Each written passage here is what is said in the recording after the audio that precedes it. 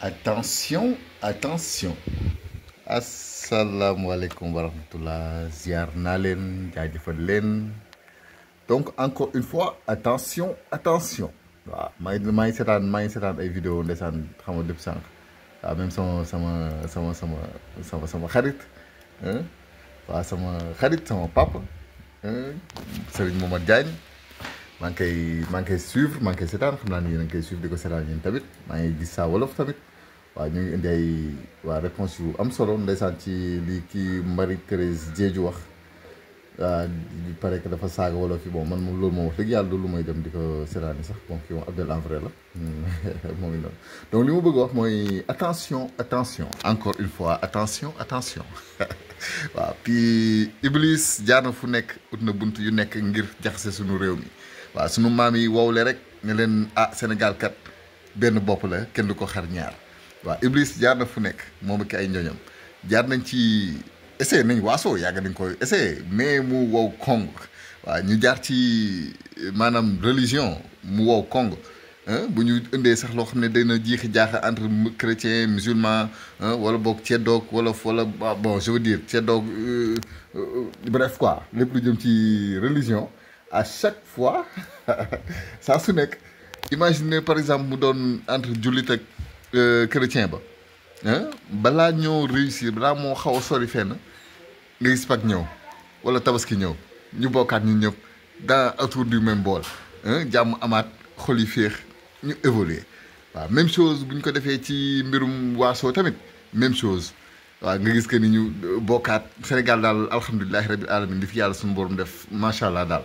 waaw lu nekk gis nañ ko fi waaw lu nekk Iblis jëm na ko jaxasee réew mi waaye ce pays est resté fort waaw côté politique ak fépp jaar na fa waaw bu ñu demee nag ba rëcc ci mbirum ay nit yoo xam ne ils ont dirigé ce pays te seen mbégte seen bëgg-bëgg lépp nekkoon jaxase réew mi ba ñuy xiiru xaayu ŋaayoog suñu biir te ñoom seen bopp ils n'ont pas réussi ça waaw bu ñu ñooñu rombee après ñun ñooy fexe naka la ñuy sàmmee encore la cohésion sociale de ce pays waaw ni ñuy sàmmee nag la cohésion sociale de ce pays daf cee bokk balaa dara moytu maanaam koo xam ne day jóge fee ne rek wax lu ko neex ne wolof yi lii wala mun a joolaay lii wala mun a séeréer yi lii rek wolof yi wala séeréer yi wala joolaay yi jug ne dañuy defaan seen bopp ba di waaw muy noonu daal waaw nañu éviter loolu bu baax a baax day doon nag benn graine maanaam benn jiw lay doon rek boo xam ne mën na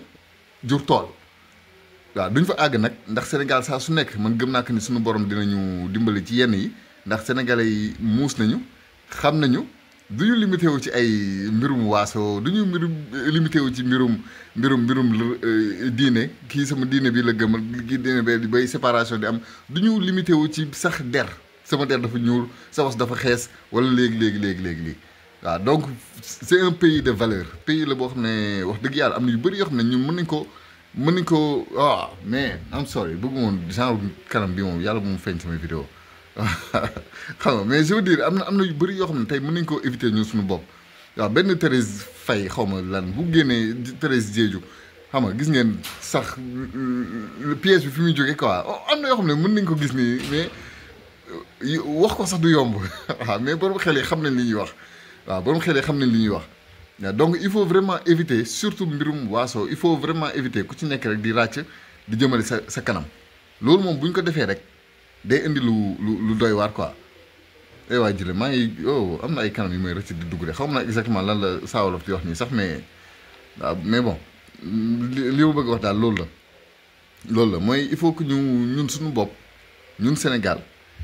waaw ñu jàppee suñu bopp ñu ñëpp ay wolof ñu jàppee suñu bopp ñu ñëpp ay séeréer ñu jàppee suñu bopp ñu ñëpp ay joolaa ñu jàppee suñu bopp ñu ñëpp ay soninke ba ñu dugg ci yenn débat yoo xam ne vraiment ça ne passera pas daal waaw man je pense maanaam doomu aadama la ñuy wax waaw peut-être dinañ ne kii tubaab la parce que dafa weex dañ ne kii nit ku ñuul la dañ ne kii nit ku jaune la kii dañ ne kii nit ku rouge la loolu dañ koy gis nii peut-être waaw selon mooy noonu daal selon der yi duñ mel ci melokaanu der ba mais globalement doomu aadama la ñuy wax waaw mais aadama man je pose la question waaw sama xam-xam dafa soriwut lool ci diine waaw sama xam-xam dafa soriwut lool ci histoire mais je pose la question aadama nit ku ñuul la woon wala nit ku weex la woon wala ku jaune la woon wala ku rouge la woon Adama wolof la woon séeréer la woon xam nga joolaa la woon wala sodinke wala lan c'était il était quoi Adama lan la woon te ñun ñëpp tey nee nañ ay doomam lañ donc à partir de quel moment la ñu war a mën a indi division ñun suñu biir waaw surtout nag Sénégal quoi surtout Sénégal bu ñu bàyyi benn individu qui que ce soit ku mu mënti doon ak lu mu fu mu mënti juddoog lu mu mënti dund ak ku mu mënti doon ci Sénégal ak lu mu mënti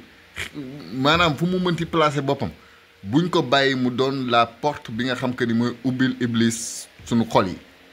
buñ ko bàyyi mu doon la porte bi nga xam que ni mooy ubbil iblis suñu xol yi encore une fois ak ku mu mënti doon ci mim réew Sénégal benn bopp la kenn du ko xar ñaar ça veut tout dire ça veut tout dire waaw ay doomu aadama lañ nag waaw loolu def naa dañ ko bàyyi xel ay doomu aadama lañ on n'a pas besoin de certains débats ci réew mi quoi à part loo xam ne que ni daf ñuy jëmale kanam mais rien loo xam ne lu ñu war a diviser la rien loo xam ne dafay muy noonu daal day indi ay affaire de non man fii laa bokk fee nga bokk soo ba waxee ñun ñoo la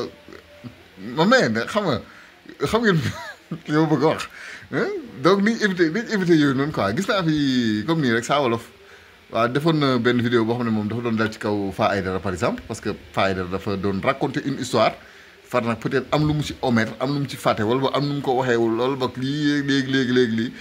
mais gis naa mu taxaw ci taxawaay bu am solo sax waaw défendre wolof yi effectivement il le faut waaw mais bu ñu fàtte que ni Sénégal ñun ñëpp benn lañ nañ jàpp loolu noonu on n'a vraiment pas besoin de certains débats fi mu nekk nii yenn soxlawuñ ko quoi wax dëgg yàlla ñu rëcc nañ ci loxo Macky Sall donc am loo xam ne tey pour ñu rëcc ko ci loxo Iblis sax dina yomb quoi alors s'il vous plaît nous le peuple sénégalais ñun le peuple sénégalais ñun askanu Sénégal na leen leer que ni nañu xam que ni nañu leer nañ que ni mbirum waaso c'est quelque chose boo xam ne moo ngi ñëw mbir la moo xam ni buñ ci deful attention de moom waa Iblis mën na ci jaar de Iblis mën na ci jaar c'est quelque chose de sûr et certain loolu moom na leer nañ donc bu ñu dem ak émotion quoi il faut toujours éviter di dem ak émotion di dem ak émotion teel a wax xam nga maa ngi nii di gis ci commentaire da nga koy gis ñi naan ay non waa wolof lii waa merci ça bon des trucs yoo xam ne xam nga mooy noonu quoi ay fii par exemple Saa Wolof bàyyil mooy noonu xam nga lu tax ba ak na tax waxee pël yëpp ay doomi mooy noonu quoi est-ce que yéen a ngi gis fii affaire di dem ku ci nekk di mujjee ut camp te loolu baaxul waaw noonu la ko le bon berger waxee nee na évitons certains propos discriminatoires les insultes stigmatisation waaw nañ li may wax nii loolu lay wax cela ne mènera jamais à rien de bon loolu duñ ci mën a am dara lu baax Seigneur préserve le Sénégal des langues tranchantes nañ yàlla musal ci bépp waxkat boo xam ne li muy wax maanaam ça divise plus que ça unit quoi waaw ñi nga xam te kan tamit bu ñu waxee ñu déglu leen vous avez une responsabilité énorme responsabilité bi ngàllu seen loos yi moo diis bu dee benn Saa Wolof bu waxee dina am au moins ne serait-ce que xanaa 100 personnes wala 1000 personnes yu ko déglu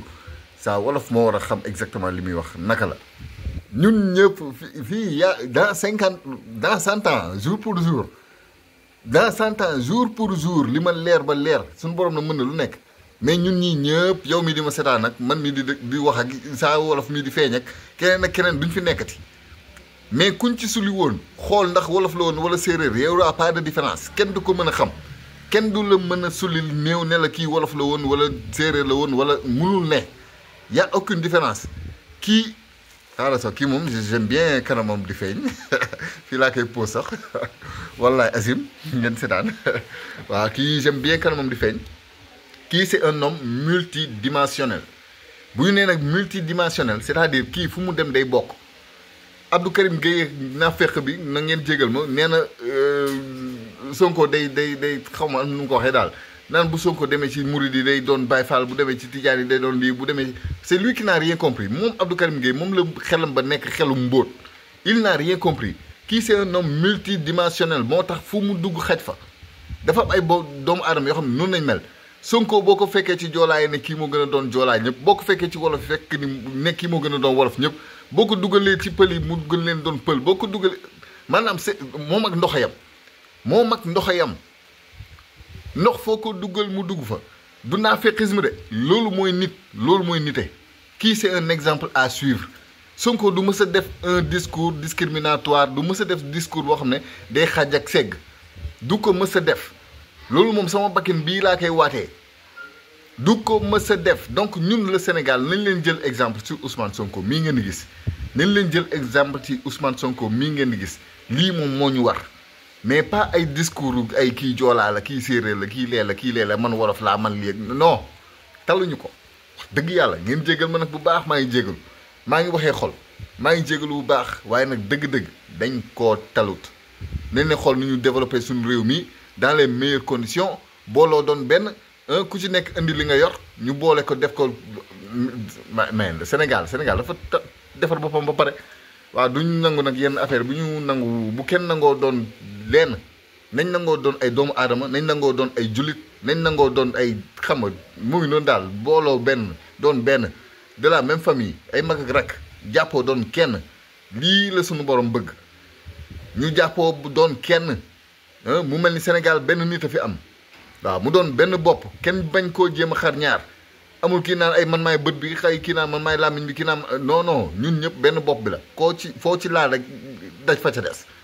lii nañu war a doxee man lii laa gëm maa ngi jégalu nag bu baax a baax a baax mais prenons exemple sur Ousmane Sonko lii laa leen di ñaan maa ngi jégalu bu baax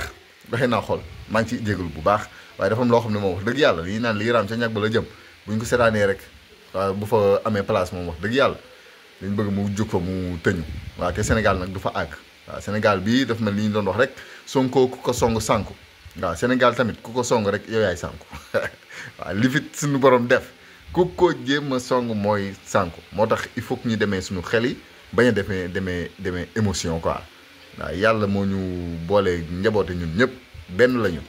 waaw donc yàlla na yàlla def jàmm Sénégal yàlla na yàlla def ci xel yi jàmm yàlla na yàlla def ci xol yi jàmm maa ngi leen di jégalu bu baax di leen jaajëfal